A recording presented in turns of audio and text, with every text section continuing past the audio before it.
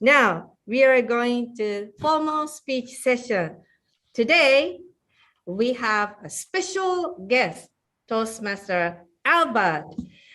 He was once here, attended as a guest, and I remember he showed his very pretty daughter as he likes Japan, and his favorite things about Japan include 歌謡曲、演歌、豚骨ラーメン and 新幹線. I don't know if he will talk about this, but today, Toastmaster Albert belongs to advanced, ardent speakers, and his time limit is today is 8 to 10 minutes. Toastmaster Satoru, would you like to give a brief explanation of timing rule for Toastmaster Albert's speech, 8 to 10 minutes? Yes, okay. I will show green card up to 6 minutes and 8 minutes, and yellow at 9 minutes. Red 10 minutes is okay for you, for Albert? Yes, it's okay. Okay, thank you very much. Thank you very much, Toastmaster Satoru. Now, his title today is Work Hard and Work Smart. Work hard and work smart. Toastmaster Albert. Thank you, Madam President. Can you all hear me? Yes, yes.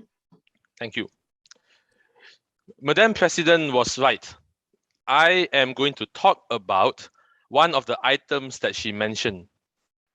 One of my favorite enka singers was Mizora Hibari. And I particularly like this song, which she released in 1989, just before she passed away. Ah, kawa no nagare no yo ni. Why I like this song? The title of the song means like the flow of the river for the non-Japanese friends over here. And I realized recently that I have spent 11 years working for the same company. So I made some reflection, and I want to share my journey with all of you. Let me start at the very beginning. I was born and raised in a small town. My family is not wealthy. They could not afford to send me to any private college. So my only option back then was to attend a government school and then to go to a government college and a government university to get my education. But one day, I got a news. I was offered a scholarship by an oil and gas company to study in Scotland, marine engineering. I didn't like engineering at all, to be honest. But I decided to grab it because I saw the scholarship as a way for me to bring my family out of poverty. So I knew that I had to work very hard because that was not my passion. Although I had a girlfriend in university, I worked hard and I was the top student in university. And I was sure that I was going to do well. But fellow Toastmasters and guests, as you probably know, life in university and life at work are two completely different things. Back then in university, I had to do most of the project on my own. So I work by myself. But when I went out to work in 2011, I had to work with other people, with seniors sent by. And they told me this. They said, Albert, you are new in this industry. So you must put in more effort. You must be versatile in everything you do. I was assigned to a job in Singapore in a shipyard, the place where they repair the ships. I worked from 8 a.m. to 8 p.m.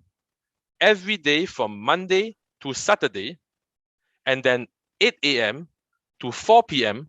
on Sunday. If you do the calculation, I work 80 hours a week. A normal staff in the office will work for 40 hours a week. So that was then. And looking back right now, I didn't regret it because I felt that as a young staff, as a graduate, I must work extra hard to prove myself and to get the experience. I want to share one experience in particular. It was 8 o'clock at night. Remember, we all would go back at 8 o'clock at night. At 8 o'clock, someone from the shipyard came and asked for a representative to go on board the ship to do some inspection.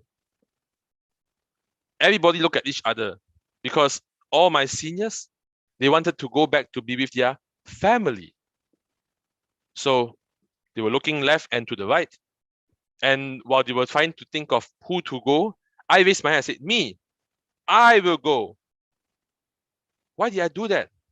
Was I being a young, silly worker who just do whatever their seniors tell him? No. For me, I knew that I have to prove myself, just like I had to prove myself when I was being offered the scholarship in the first place.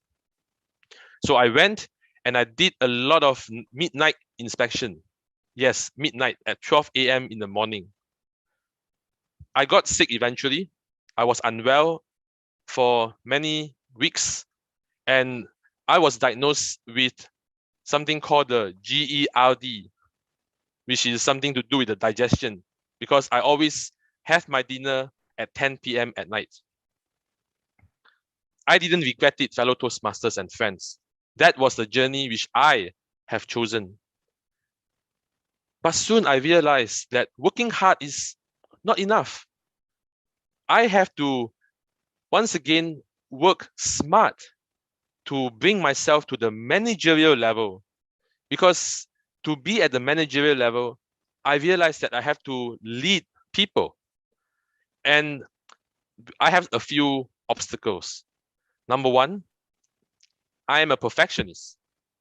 I must get everything right, all the details. I think Yan K is in this call. Sometimes I check the club agenda. I make sure that every timing and every details are correct. Secondly, not only was I a perfectionist, I was not a good presenter at the time. When I present, I would speak too fast.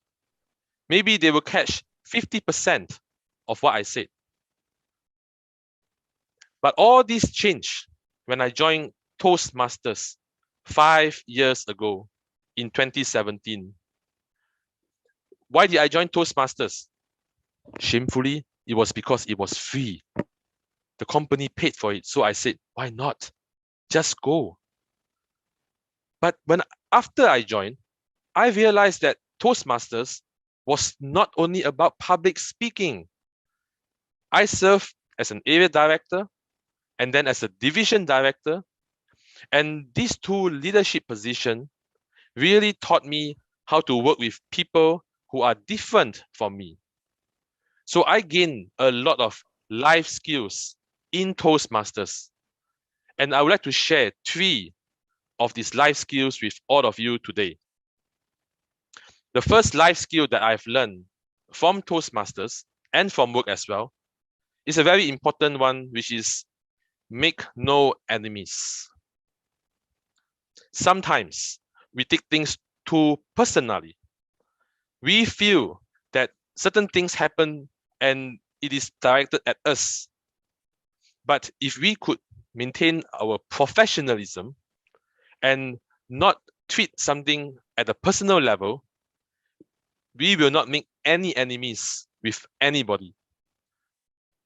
And when I'm able to not make any enemies, people feel safe when they work with me because they know that Albert will not resort to personal attack. Second, look at the big picture. Sometimes I feel that I'm always get caught in the details, but I do not see the overall picture, the overall objective of why we do certain things in the first place. But when I joined Toastmasters, I learned how to focus on one thing at a time and also have the vision for my area and for my division. So from there, I learned strategic planning. I learned how to prioritize certain things. And then that helped me at work. But lastly, the last one is the one that I feel most important. It is to be proactive. I think we live in a very reactive world. Sometimes we do something because something else happened. So we saw the need and then we do it. But how often would we sit down and think about what can I do next to go to where I want to go in my career or in my life? So Toastmasters once again taught me to be proactive because in Toastmasters, there is no deadline. I could take 10 years to complete my DTM, or I could take 2 years to complete my DTM. It's up to me.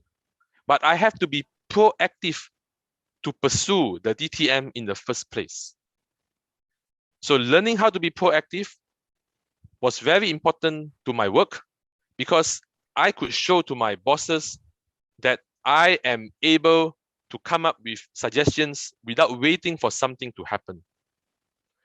So ladies and gentlemen, fellow Toastmasters and friends, I would like to conclude this speech by just challenging all of you. Make no enemies. Look at the big picture and be proactive. Lastly, if you haven't joined the Toastmasters Club, give it a try because it has changed my life. Thank you so much, and back to you, Toastmaster of the evening.